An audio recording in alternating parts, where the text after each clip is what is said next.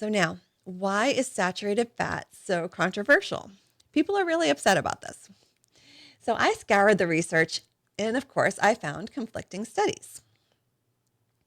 So, for example, there was a large meta-analysis published in the American Journal of Clinical Nutrition, and they found that dietary saturated fat intake was not associated with an increased risk of coronary heart disease or overall cardiovascular disease.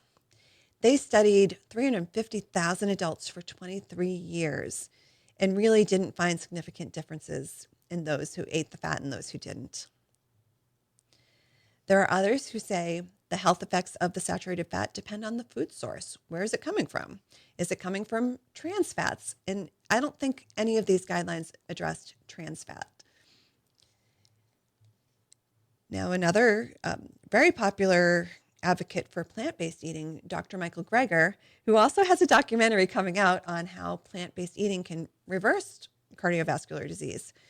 So it's no surprise that he opposes this recommendation. So he argues that saturated fat does directly contribute to cardiovascular disease by raising your bad cholesterol, that LDL.